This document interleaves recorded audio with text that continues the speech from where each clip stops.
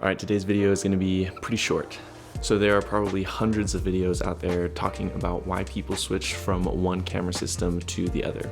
And my purpose isn't to tell you that what you're shooting on is awful. In fact, most prosumer cameras nowadays are comparable in specs and resolution, with only a few variations from one brand to the next. The real difference comes down to you as a filmmaker, the content you shoot, and the style you shoot it in. So with that said, I wanted to talk about why I switched from the Lumix S5 to the Sony a7S III. So a lot of my work is run and gun, where a lot of the things I shoot can't be redone or reshot. It's all right there in the moment, I need to get the shot. So a lot of weddings and a lot of corporate events where things only happen once. And this is where the Sony makes the most sense. I think obviously for those who have been watching the channel, the biggest difference is the autofocus, of course. Panasonic's DFD, depth from defocus, autofocus system is nothing compared to Sony's phase detection autofocus system. And from what I can remember, when Panasonic announced the GH6, they mentioned or they hinted at putting in phase detection autofocus software into their future cameras. But for now, their DFD focus system leaves me using manual focus. So another reason that I like the Sony a7S III over the Panasonic S5 is the ability to shoot at higher frame rates while still maintaining that higher resolution of 4K. Being able to shoot at 120 frames in 4K allows me to do a lot of speed ramping and stylistic choices in my type of shooting. And then one of the last major advantages that the Sony a7S III has over the S5, and just an advantage that Sony has in general, is its low light capabilities. The S5 does have great low light capabilities, especially considering that it's a full frame sensor over a micro four thirds sensor. But the Sony a7S III's dual native ISO of 640 and get this 12,800 allows it to just crush anything in low light. The noise floor is so low that sometimes I'll use 12,800 over 640 and just throw on a variable ND filter. So with that said though, I think that the S5 still has some features that are comparable to a camera that's almost double its price. So I think to begin, the color science of the S5 is up there with the Sony a7S III.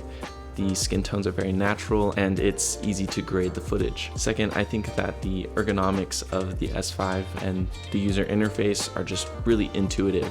And that's something that I like about the Sony a7S III is when designing their menu system, it seems like they took some inspiration from the Panasonic menu system. And then one of the last things that I think Panasonic has over Sony is their in-body stabilization. So a lot of my work was handheld and I really enjoyed the usability of just having your camera, not needing a massive rig and going and filming something. However, there is something to be said for Sony's internal gyro data, which when you film something handheld and it's shaky footage, the camera records all that information so that when you take it into a post software editing system and you do post stabilization, instead of analyzing maybe the surface level of what the video looks like, you could kind of think of it as like a caked final, just it sees the image for what it is. Instead of stabilizing based on that, you can almost think of it as the video having more depth to it and the software being able to read that deeper information and stabilize accordingly. And in my experience, it has made for some incredibly stable looking handheld footage, which has been a pleasant surprise on my part, thinking that jumping from the S5 to the Sony a7S III, I'd be losing that internal stabilization. So as you can see, there are pros and cons to both arguments, and both cameras are very, very capable. But probably the biggest change for me was, of course, the focusing.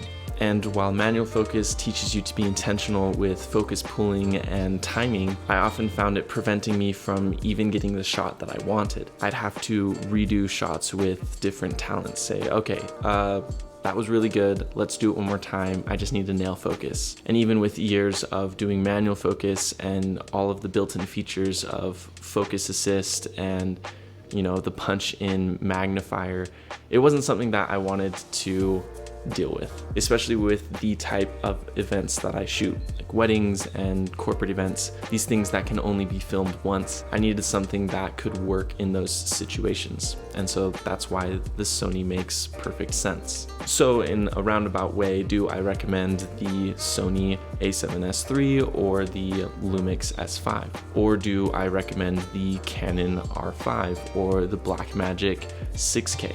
Someone is always going to have a different opinion and a different recommendation. But in my experience, both of these cameras are extremely capable. It just comes down to what you're shooting and how you shoot. So for now, the Sony a7S III makes the most sense for me. And for those interested, this video was shot entirely on the Sony a7S III, including the B-roll footage spliced throughout. So that's gonna do it for today. Thanks for watching, and I'll see you in the next one.